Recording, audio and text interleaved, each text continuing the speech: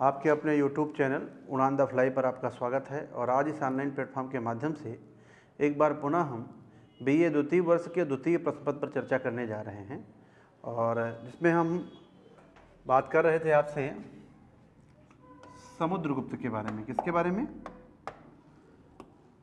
समुद्रगुप्त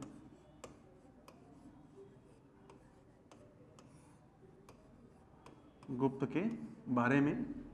और चर्चा करते वक्त हम लोगों ने बात भी किया था कि पहले नंबर पर हम बात करेंगे स्रोत के बारे में, फिर बात होगी प्रस्तुतिकरण के बारे में, और इसके बाद हम बात करेंगे इनके युद्ध के बारे में और नीतियों पर चर्चा होगी, और फिर आगे हम निष्कर्ष पर बात करेंगे। निष्कर्ष के अंतर्गत अगर देखें तो समुद्रगुप्त के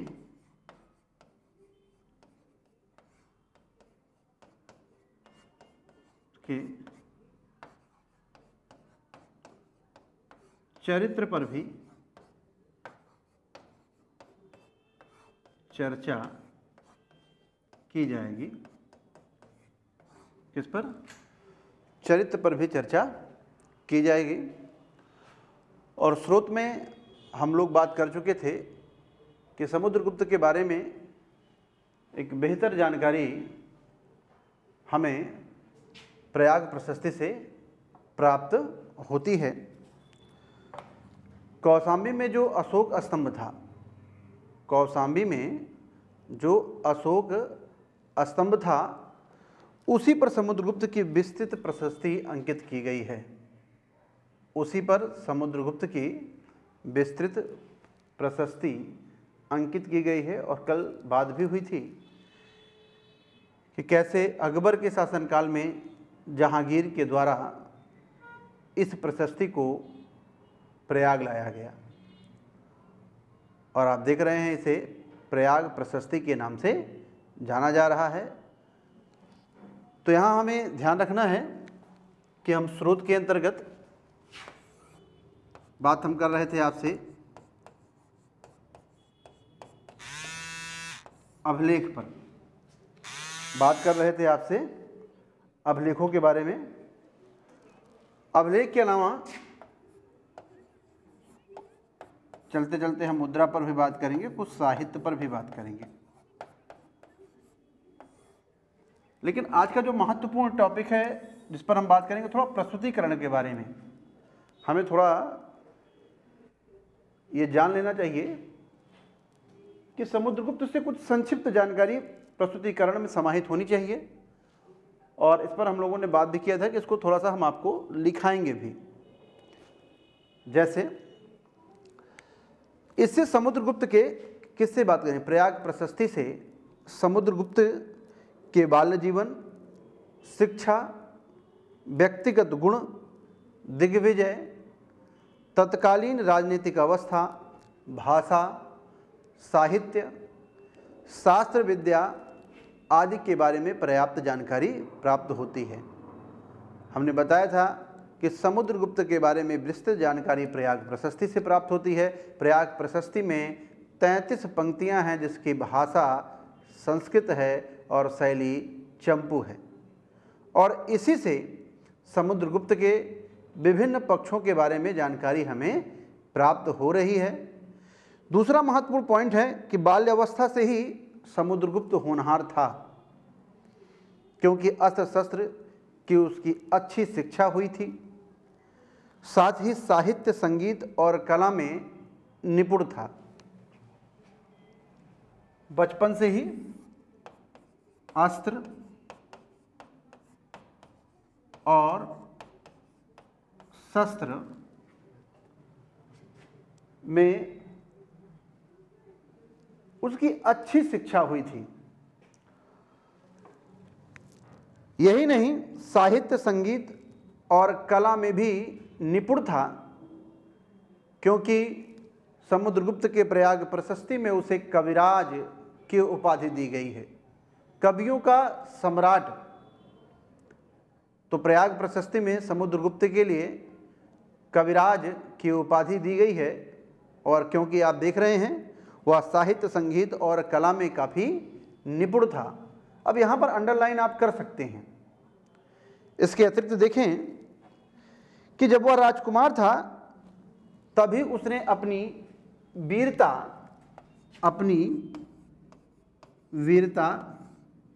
एवं नीति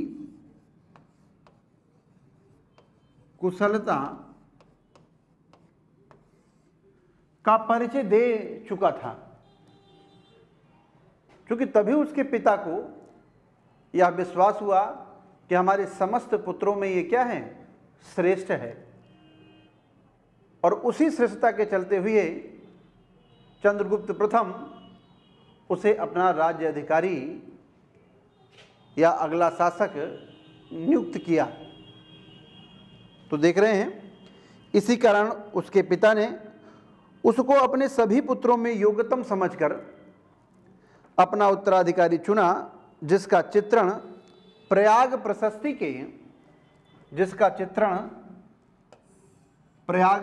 के चौथे श्लोक में, कौन से चौथे श्लोक में देखने को मिलता है। तो चौथे श्लोक में समुद्रगुप्त के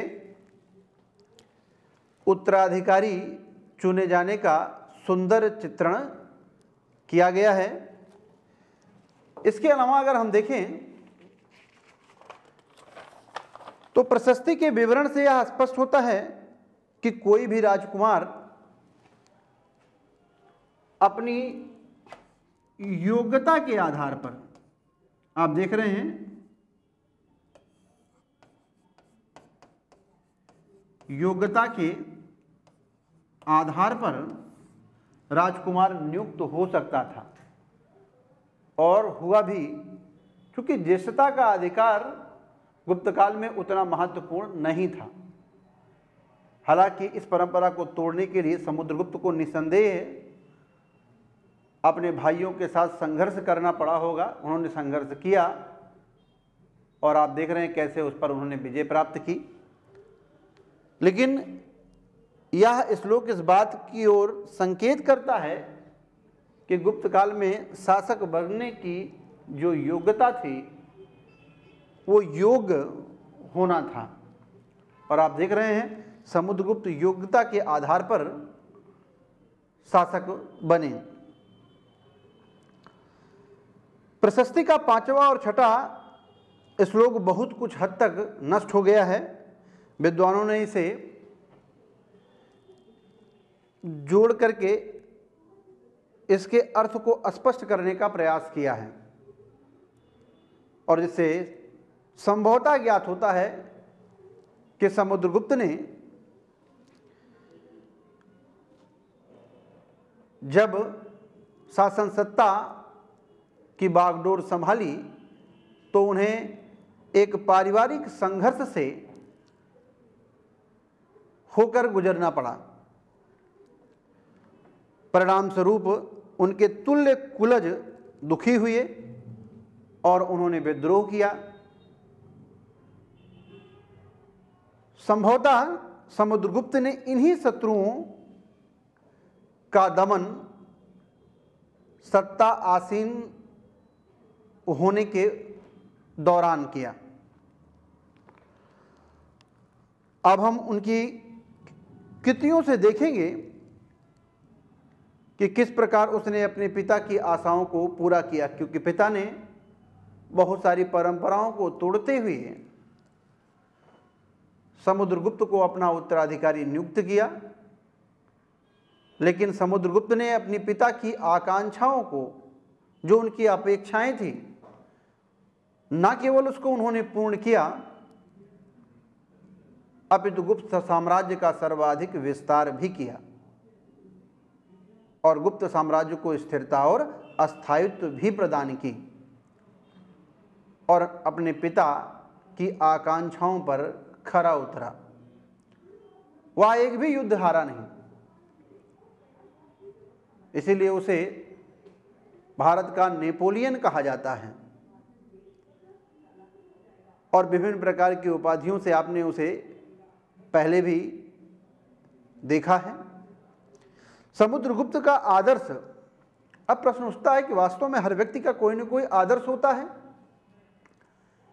तो विद्वानों ने समुद्रगुप्त के आदर्श के मूल में महापद्म नंद और चंद्रगुप्त मौर्य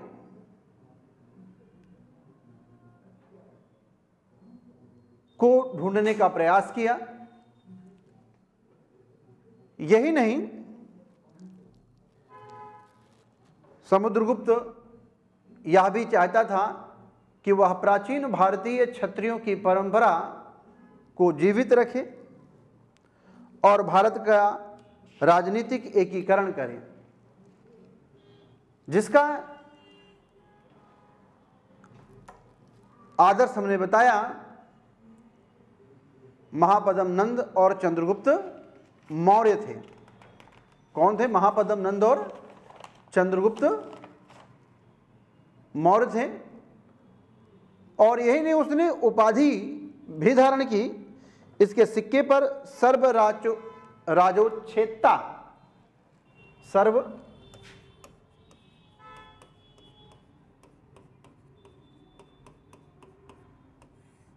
राजोच्छेदता की उपाधि इसने धारण की, जिसका तात्पर्य छोटे छोटे राज्यों को उच्छेदित करने वाला, समाप्त करने वाला और उन छोटे छोटे राज्यों को अपने गुप्त साम्राज्य का हिस्सा बनाने का इन्होंने प्रयास किया। इसके लिए इन्होंने कई युद्ध भी लड़े। हम युद्ध पर बाद में चर्चा करेंगे। आज हम समुद्रगुप्त के बारे में थोड़ा संक्षिप्त जानकारी, जिसके कुछ शब्दों को हम प्रस्तुतिकरण में जोड़ करके लिख सकते हैं। भले से इस चरण में हम स्रोतों की चर्चा करें, लेकिन स्रोतों की चर्चा करने के बाद हमारा प्रस्तुतिकरण बेहतर होना चाहिए। और इस प्रस्तुतिकरण के दौरान हमने इनके बारे में जो प्रारंभिक जानकारियां जहां से प्राप्त होती हैं और कैसे इनका राज्याभिषेक हुआ, राज्याभिषेक में किस परंपरा को तोड़ करके इन्हें शासक बनाया गया और कैसे इसका जिक्र किस श्लोक से हमें, जैसे चौथे श्लोक से प्राप्त होता है प्रयाग प्रशस्ति के। और यही नहीं, हम लोगों ने यह भी देखा कि इनका प्रारंभिक संघर्ष एक पारिवारिक संघर्ष था और उस संघर्ष से गुजर करके समुद्रगुप्त शासक बने। और शासक ही नहीं, आप देख रहे हैं इनका जो मूल उद्देश्य है, इनका जो आदर्श है, वो वास्तव में क्षत्रिय परंपरा को बनाए रखना और भारत के छोटे छोटे राज्यों का एकीकरण करना। और इसमें इन्होंने अपना व्यक्तिगत जो गुण दिखाई पड़ते हैं, ऐसा लगता है कि जो इन्होंने अतीत के शासकों से सीखा, उनमें दो शासक महापद्म नंद और चंद्रगुप्त मौर्य का महत्वपूर्ण स्थान था। और यही नहीं, इनके सिक्के पर इस प्रकार की उपाधियां भी प्राप्त होती है, जिससे पता चलता है कि कमोबेश इन्होंने छोटे छोटे राज्यों का उच्छेदन किया और इसके लिए इन्होंने कई अभियान भी किए, जिन्हें हम इनके सामरिक अभियान के नाम से जानते हैं। सामरिक अभियान के अंतर्गत हम लोगों ने बात भी किया था कि कैसे उत्तरापथ या आर्यावर्त का विजय, दक्षिणापथ की विजय, आठविक राज्यों की विजय, सीमावर्ती राज्यों पर विजय और विदेशी राज्यों पर विजय। तो इस तरीके से अगर आप देखें तो समुद्रगुप्त के जो प्रस्तुतिकरण है, उनमें न केवल उनका व्यक्तिगत जीवन बल्कि उनका आदर्श, और आदर्श ही नहीं, उनके भविष्य के कार्य को प्रस्तुत किया गया है। और भविष्य का कार्य हमने बताया कि क्षत्रिय परंपरा को बनाए रखना और छोटे छोटे राज्यों का उच्छेदन करना और उन्हें अपने गुप्त साम्राज्य का हिस्सा बनाना। और परिणाम आप देख रहे हैं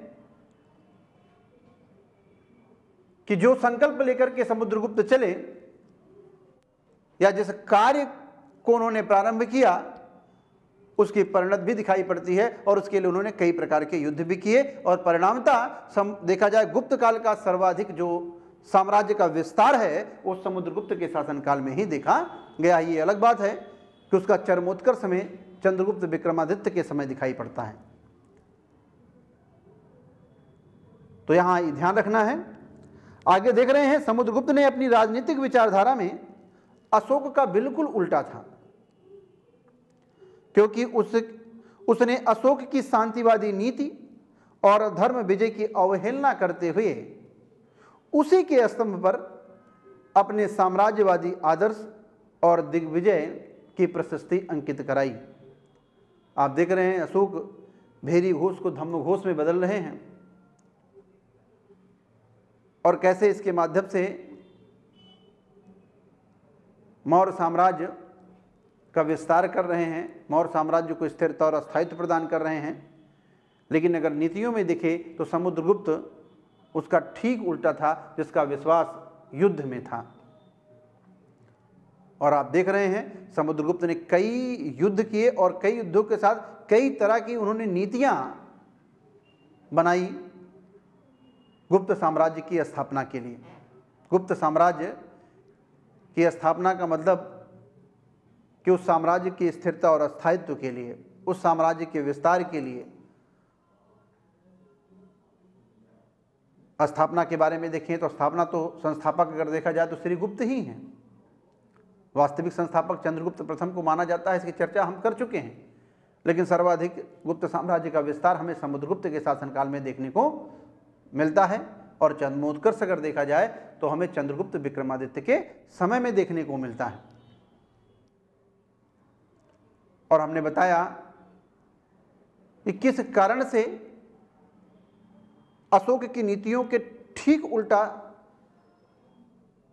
या उल्टी समुद्रगुप्त की नीतियां थीं। और आप देख रहे हैं यही नीतियां उसने और कहीं नहीं, अशोक के स्तंभ पर ही उसने लिखवाने का प्रयास किया, जिसे हम प्रयाग प्रशस्ति के नाम से जानते हैं।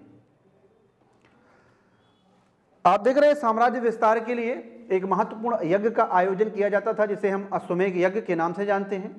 और समुद्रगुप्त ने अश्वमेध यज्ञ का आयोजन भी कराया था। उसने सारे भारत में अपने आधिपत्य को नियमित स्थापित करने के लिए समुद्रगुप्त ने अश्वमेध यज्ञ का आयोजन कराया। और धर्म से अनुप्राणित प्राचीन राजनीतिक आदर्शों का पुनरुत्थान इस यज्ञ से सूचित होता है। और यही नहीं, इसके उत्कीर्ण लेखों में मालूम होता है कि उसने बहुत दिन से रुके हुए अश्वमेध यज्ञ को उसने पुनः प्रारंभ कराया। उसके देखा जाए इसे यादगार बनाए रखने के लिए उसने अश्वमेध प्रकार के सिक्के भी चलाए, जिसके एक तरफ अश्वमेध पराक्रम और घोड़े की मूर्ति, मतलब घोड़े की मूर्ति उत्कीर्ण है, और दूसरी तरफ अश्वमेध पराक्रम अंकित किया गया है। देख रहे हैं लखनऊ के संग्रहालय में भी घोड़े की एक मूर्ति प्राप्त है, जिसमें प्राकृत भाषा में समुद्रगुप्त या गुप्तस्य देय धम्मा लिखा हुआ है। कई विद्वानों ने यह बताया है कि यह मूर्ति का संबंध समुद्रगुप्त से है। अश्वमेध के अवसर पर समुद्रगुप्त ने बहुत सारे दान और पुण्य किए। हमारे कहने का मतलब यह है कि समुद्रगुप्त ने लंबे समय से रुकी हुई वैदिक कालीन एक महत्वपूर्ण परंपरा जो साम्राज्य विस्तार के लिए यज्ञ के रूप में आयोजित की जाती थी, उसको पुनः प्रारंभ कराने का कार्य किया। वैसे देखा जाए तो आंध्र शिव, भारशिव और वाकाटकों ने, आंध्रों ने, भारशिवों ने, वाकाटकों ने भी अश्वमेध यज्ञ का आयोजन कराया था। लेकिन गुप्त काल के अगर देखा जाए प्रारंभिक शासकों में समुद्रगुप्त का महत्वपूर्ण स्थान है, जिन्होंने अश्वमेध यज्ञ का आयोजन कराया। तो इस तरीके से हम लोग देख रहे हैं कि केवल प्रस्तुतिकरण के संदर्भ में जितनी बातों पर हम लोगों ने चर्चा की कि कैसे समुद्रगुप्त के बारे में हमें विस्तृत जानकारी प्रयाग प्रशस्ति से प्राप्त होती है, जिसमें न केवल उनके बाल्यकाल अपितु युवा उनके सम्राट होने और कैसे भाषा साहित्य कला से निपुण उनके प्रयाग प्रशस्ति में ही उन्हें कविराज की उपाधियों से विभूषित किया गया है, कवियों का सम्राट कहा गया है। और यही नहीं, उनके आदर्शों को भी इसमें अंकित किया गया है और साथ में उसका जिक्र अगर देखा जाए, सम्राट बनाए जाने का जिक्र कैसे उनके चौथे श्लोक में प्राप्त होता है, उसे भी आप अंडरलाइन कर सकते हैं। और कैसे उनका प्रारंभिक दौर एक संघर्ष से गुजरा, पारिवारिक संघर्ष से गुजरा, इसकी भी चर्चा आपने की। और यही नहीं, अगर आगे देखें प्रस्तुतिकरण, आज सिर्फ आपसे बात हो रही है कि मात्र इससे 100 शब्द आपको निकालना है, जितनी चर्चा हम आपसे कर रहे हैं, ताकि ये आपका एक पैराग्राफ तैयार होगा। और हमने देखा कि उनका जो मूल आदर्श है, वो जो चाहते हैं कि कैसे क्षत्रिय परंपरा स्थापित हो, और यही नहीं, जो छोटे छोटे राज्य हैं उनका एकीकरण किया जाए और सर्व राजोच्छेदता की उपाधि भी धारण कर रहे हैं। छोटे छोटे राज्यों का उच्छेदन करने वाला समुद्रगुप्त को बताया गया है। और यही नहीं, हम लोगों ने यह भी देखा कि इनके अगर इन्होंने कहीं से प्रेरणा ली तो वे दोनों का यह मानना है कि महापद्म नंद और चंद्रगुप्त मौर्य जैसे शासकों से प्रेरणा ली। लेकिन अगर नीतियों में चर्चा करें तो अशोक की नीतियों से इनकी नीतियां ठीक उल्टी थी। अगर साधन की बात करें तो अलग अलग थे, लेकिन साध्य दोनों के एक थे। सभी अपने राज्य को कहा जाए पूरी तरह से स्थापित करना चाहते थे, उसमें स्थिरता और अस्थायित्व को स्थापित करना चाहते थे, साथ में अपने साम्राज्य का विस्तार करना चाहते थे और ऐसी ढांचा तैयार करना चाहते थे जो उनके जाने के बाद भी लंबे समय तक चले। लेकिन दोनों के साधन अलग अलग हैं। इनके नीतियों की उल्टी प्रकृति अशोक के स्तंभ में ही देखने को मिलता है, जो पहले कौशाम्बी में था और अब इस समय प्रयाग में है, जिसे हम प्रयाग प्रशस्ति के नाम से जानते हैं, जिसकी रचना हर्षण ने की थी। तो इस तरीके से जो आज हम देख रहे हैं, आज जो महत्वपूर्ण हमारा टॉपिक है वो स्रोत के बाद मुद्रा की बीच बीच में चर्चा आएगी। हमने अभी अभी बात किया कि अश्वमेध प्रकार के इन्होंने सिक्के चलाए थे। किस प्रकार के?